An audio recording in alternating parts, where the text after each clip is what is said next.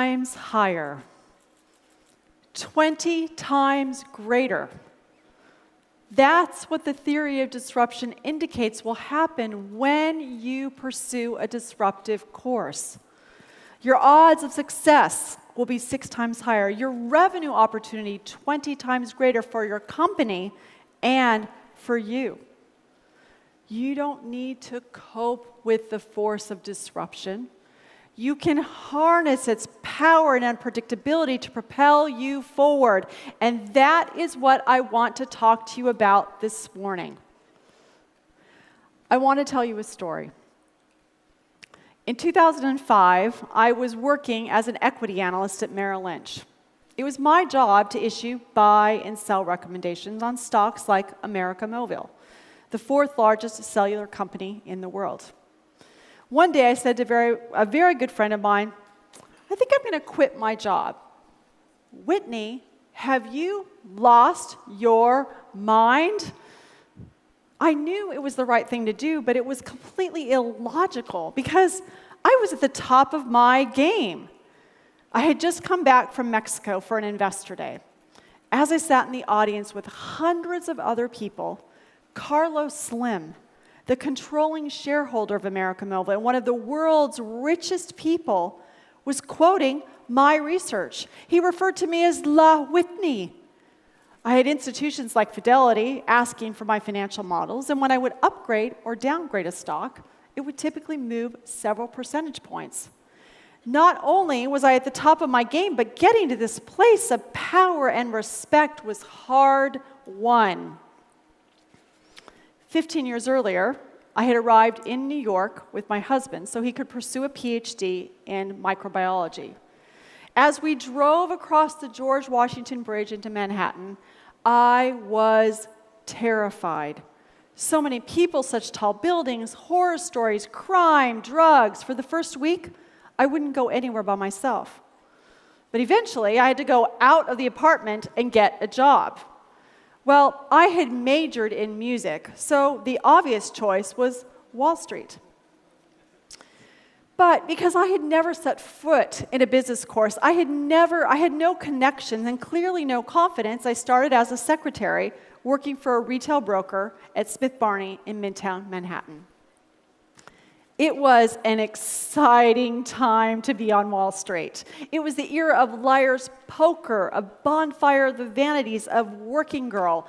And swept up, I didn't just want to work. I wanted to work on Wall Street. So I started taking business courses at night. I had a boss who believed in me that allowed me to move up from secretary to investment banker, a step back to become a research analyst, and then eventually I co-founded an investment firm with Clayton Christensen at the Harvard Business School. I would not have known to call it this then, but when I walked onto Wall Street through the secretarial side door, and when I walked off of Wall Street to become an entrepreneur, I was a disruptor. Disruptive innovation is a term coined by Clayton Christensen to describe a low-end or new market innovation. In my case, I'd started at the bottom, climbed to the top, and now I wanted to upend my career. According to the theory, a disruptor secures a foothold at the low end of the market. Think Amazon in the 1990s. They offer inferior, low-quality products, and initially, its position was weak. Barnes and Noble and Borders could have crushed them like a cockroach. But they didn't, because market leaders, they rarely bother. It's just this silly little product. Let's go after bigger, faster, better. The problem is that once a disruptor secures a foothold, it too is motivated by bigger, faster, better. And by the time it does make sense to mount a counterattack, say it with me, it's too late. Part of the reason disruption is so hard to spot is because of the timing. Growth can be completely flat for years and then suddenly spike upward. When an industry is in upheaval, booyah, say all the people who are benefiting from all this exponential growth. But for the individual experiencing a seismic shift in what the world looks like, it can be pretty unsettling. One of the best ways to make sense of this completely non-linear world is the S-curve. Just as the S-curve helps us gauge how quickly an innovation will be adopted, it also helps us deal with these time delays, providing milestones that we can watch for. At the outset, you know that growth will be slow. Once a tipping point is reached, which is typically 10 to 15%, you enter hypergrowth. And then at saturation, or 90%, your growth begins to slow. Facebook, for example. Assuming a market opportunity of roughly 1 billion people, it took Facebook almost 4 years to reach penetration of 10%. But then once it reached this tipping point, or this critical mass of 100 million users, it entered hypergrowth. And over the next 4 years, it added not 100 million, but 800 million users. Now, we can quibble over whether or not it has reached saturation, but there's no question that the rate of growth has begun to slow. What I find fascinating and exciting is that the S-curve also helps us understand the psychology of disruption. If you, for example, just started a new job, the S-curve tells you that progress is going to seem non-existent. This helps avoid discouragement. Then, as you put in the hours and hours and hours of practice, you're going to accelerate into competence and confidence. And then, as you approach mastery, you're going to be able to do your job really easily. But you're not enjoying the feel-good effects of learning. And at this point, if you don't jump to a new curve or aren't allowed to jump, your plateau becomes a precipice. There are volumes of research indicating that the odds of success improve for companies, countries, products, services. But the fundamental unit of disruption is the individual. The best way to drive corporate engagement, corporate retention, corporate innovation is through personal disruption. If you can ride the waves of learning and mastering, you will have a competitive advantage in an era of accelerated disruption. And whether an organization or an individual, I've identified 7 variables that will help you move along the curve. Number 1, take the right risks. There's 2 kinds of risks I want to talk about, competitive and market. First, competitive. If a colleague comes to you and says, there's a huge opportunity out there and I have got the projections to prove it. Well, it's likely that someone has already scoped out the market, there is a leader, and it's not you. So you can be confident that there will be customers, but you have to gauge if you can compete and win. That's competitive risk. If a colleague comes to you and says, I don't know if there's a market, but I think there's this need that's not being met, you don't know if there will be customers, but there's no competition either. So if there are customers, as the first mover, you're favored to own the market. That's market risk. Now here's the rub, and Stephen's going to talk a little bit more about this. Competitive risk feels less risky because it's more certain. But if you can deal with the uncertainty of market risk, you're going to be more successful. And then you walk through that door of opportunity by playing to your distinctive strengths. A distinctive strength is something that you do well that others don't, like a fish out of water. But of course, that's after the fact. It's harder to figure out what your strengths are in the first place. So here are a few clues. Number 1, what makes you feel strong? Marcus Buckingham has said that our strengths clamor for our attention in the most basic way because using them makes us feel strong. We feel inquisitive, invigorated, successful. Number 2, what exasperates you? The frustration of genius is in believing that if it's easy for you, it must be easy for everyone else. It may not be that your colleagues are incompetent. It may just be that you are a prodigy in this one area. You don't know how to tell people how to do what you want done because you don't know how you know. the next time you're frustrated, consider the possibility that people are just bumping up against your genius. Number 3, what compliments do you dismiss? When people say, you're really good at that, you look at them and say, it was nothing, because it's as natural as breathing for you. In fact, you may have heard a compliment so many times, you think, oh, I don't want to hear that. Why don't they tell me about this other thing that I worked really, really, really hard to do? Well, they're pointing you in the direction of your strengths, because people tend to overvalue what they aren't and undervalue what they are.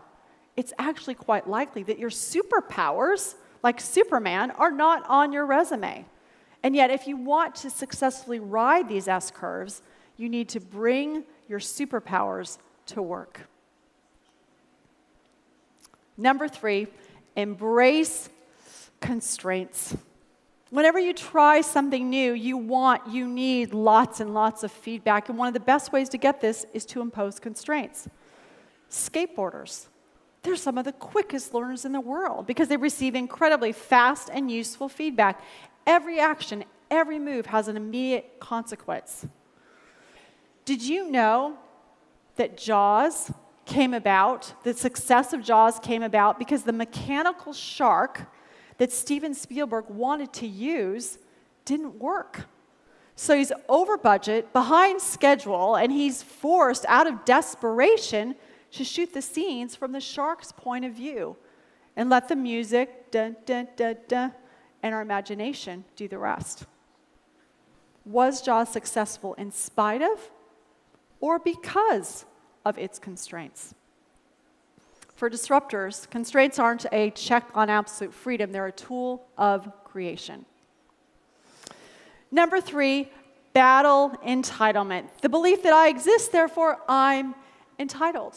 Sadly, I see it myself all the time. About a year ago, I went to the doctor and he told me that I was pre-diabetic. So the mature response would have been, okay, yes, doctor, I understand, doctor. I will no longer eat sugar, doctor. Instead, I threw a tantrum. Sugar is literally my only vice. I deserve a cookie. To which the doctor responded, surely you can find something that will make you happy besides a cookie. Well, don't my feelings matter no matter what? This also happens to us when we have ideas. We think it's a great idea. Of course people should like it. And yet if we want to battle this kind of entitlement, we'll do the hard work of translating our ideas, of translating them from IK to finance speak, for example, because when you think about it, whenever you present a new idea, you're suggesting that people not only jump to a new curve, but that they jump to your curve. And so when you're willing to try to get buy-in, you're effectively saying a cookie for me and a cookie for you.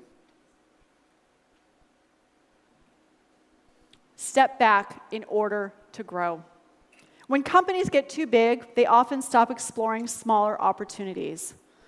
Just as Barnes & Noble and Borders neglected e-commerce, people can stall at the top of their learning curve, and the best way to avoid this is to jump to a new curve.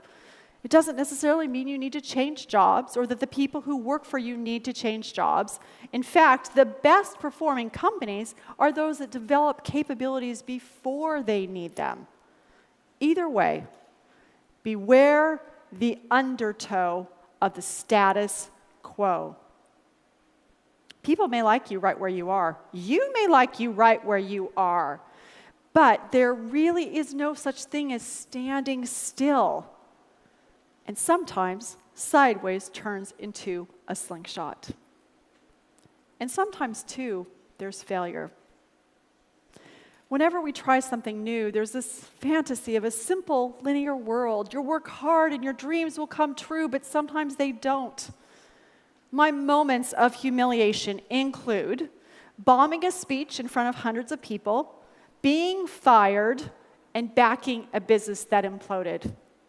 When I fail, no matter how many chirpy quotes I tweet, I am despondent, pessimistic, and I want to move to another city because I can never show my face in public ever again. Marjorie Howell said, "There is dignity in suffering, nobility in pain, but failure is a salted wound that burns and burns again." Brené Brown said, "Failure is especially acute for corporate professionals. When the ethos is kill or be killed, control or be controlled, failure is being killed." You know that speech that I bombed? By the time I finished, I had beads of sweat dripping down my face. I looked like I had just run 3 miles. And then when I was fired, I was so devastated, I thought I would never recover emotionally. And the business that went belly up, how could I claim to be a savvy investor? When I fail, I'm not only embarrassed, but I'm heartbroken. I had envisioned a future in which I would achieve a goal, perhaps even be hailed the conquering hero, and then I didn't, and I wasn't. It's important to grieve. And then you have to ditch the shame. Because when you buy into the shame, you allow it to become a referendum on you and forfeit the ability to ask the question, what important truth did I learn because of this failure? The most important thing I've learned is that whether or not we see an experience as a failure or a success, it's a choice. A few years ago, I was giving a speech to about 2,500 people in the Western United States. And the gist of the speech was to put as much emphasis on feminine or connection characteristics as we do on masculine or power and achieving. The speech was off to a great start until about 20 seconds when I completely forgot what I was going to say. So I'm walking across the stage, just a minute, I can't fake it, just a minute, when someone sitting right there yelled at me, "Whitney, you can do it!" And with that, my memory came back. A few hours later, my agent texted me and said, "So, how did it go?" Well, how did it go? Because according to the metric of power and achieving, it was the worst speech I'd ever given. I forgot what I was going to say on stage in front of 2,500 people. But according to the metric of connection, it was the best speech I'd ever given. So now I had to make a choice. Was it the best or the worst?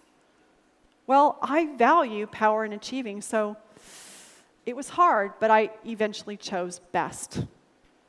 Paraphrasing John Milton, the mind is its own place and can make of every heaven a hell, of every hell a heaven. The mind is its own place and can make of every success a failure, of every failure a success. Number 7. As a disruptor, you are in search of a yet-to-be-defined market. You're playing where no one else is playing. This means you've got to be discovery-driven. You need an emergent strategy. Rather than developing a step-by-step plan to achieve your goal, you take a step forward, you gather feedback, and you adapt accordingly. This probably means you'll end up in a place you hadn't anticipated. You won't be alone. 70% of all successful new businesses end up in a different place, too. We all like to make plans for the future, but pursuing a disruptive course requires that you can't see the top of the curve from the bottom, and that you can't see the bottom of the curve from the top, which is the other thing that the textbooks on disruption don't tell you. It's by definition scary and lonely. If you're a public company, maybe you've had the experience of announcing to the market an initiative you believe will be game-changing, only to see your stock price go whoop. And then there's personal disruption, like when I left Merrill Lynch. After the initial rush of excitement wore off, I felt a loss of identity. I could no longer call people and say, "Whitney Johnson, Merrill Lynch." Now it was just Whitney Johnson. And some days that wasn't enough. There have been other days where the PE, or puke to excitement ratio, is so uncomfortably high, I feel like I'm on a thrill ride to zero cash flow. It doesn't mean you shouldn't disrupt. It just means if it's scary and lonely, you're probably on the right track. In fact, if you have a feeling in the deepest part of yourself that you need to try something new and you don't, you'll die inside just a little. That's why we call it the innovator's dilemma, because whether you innovate or not, you risk downward mobility, which is why our dreams are so important. Why we need to bring our dreams to work. Because when you dream, you hunger for a better life. When you dream, you become a problem solver, letting nothing stand in your way. Dreams are the engine of disruption, and the odds of success are 6 times higher, the revenue opportunity 20 times greater. Do I dare? Do I dare? Do I dare disturb the universe?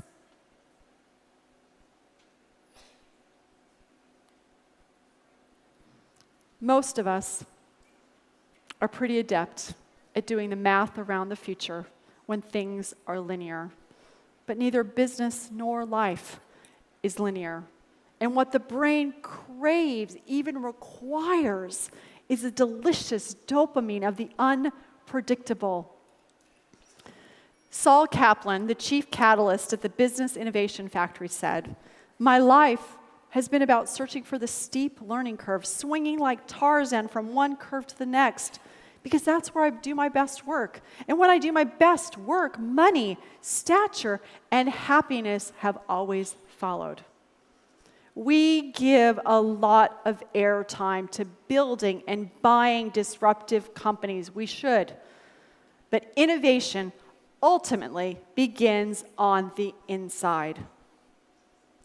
We start at the low end of the curve.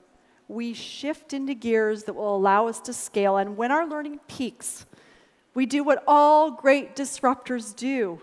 We walk straight into the innovator's dilemma and jump to a new curve. Because companies don't disrupt, people do. Thank you.